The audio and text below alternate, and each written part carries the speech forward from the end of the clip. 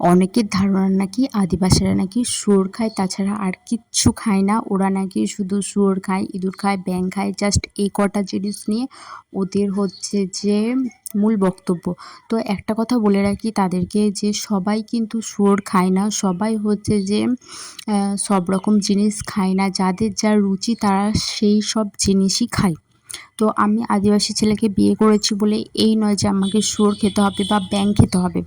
আমার নিজের রুচি মতন খায়, বা আমার হাজবেন্ড, আমার শাশুড়ি মা সবাই নিজেদের রুচির সম্মত জিনিসই খায় বা করে।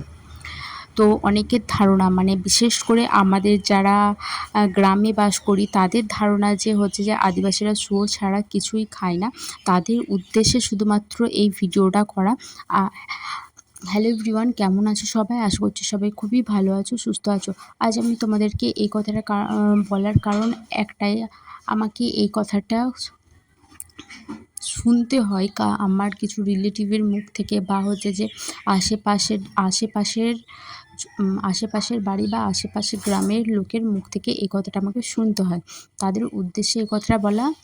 তো তাদের উদ্দেশ্যে একটা কথা বলি, এইসব জিনিস যাদের যা রুচি হয় শুধুমাত্র তারাই খায়।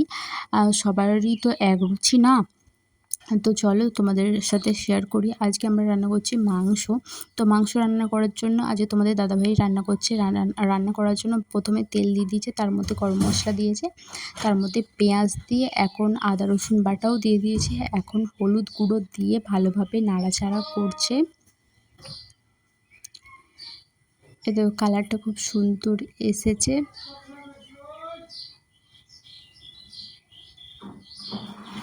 এখন ভালোভাবে কষিয়ে নিয়ে মাংসটাকে দিয়ে দিয়েছে।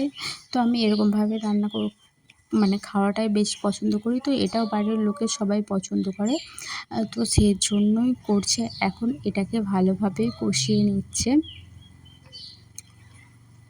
আমার থেকে, সত্যি কথা বলতে, আমার থেকে ও খুবই সুন্দর ভালো রান্না করে, আর খেতেও বেশ পছন্দ করি। আমার ছেলেও পছন্দ করে, আমিও পছন্দ করি। তো এখন ভালোভাবে কষিয়ে নাড়াচাড়া করে নিচ্ছে। ও মশলাটা কষিয়েই পছন্দ করে, আর আমি হচ্ছে যে পেঁয়াজ দিয়ে মাংসটাকে ভেজে রান্না করতে পছন্দ করি। তো দুজনেই দুরকম রান্না করতে বেশি পছন্দ করি। দেখো অনেকটা জল ছেড়ে দিয়েছে আর ফুটেও এসছে।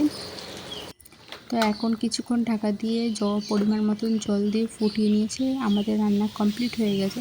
তোমাদের কেমন লাগলো জানিও, কোথা থেকে বলছো সেটাও জানিও, আর ভিডিওগুলো কেমন লাগছে অবশ্যই কমেন্ট করে জানিও। Tata, bye, love you all.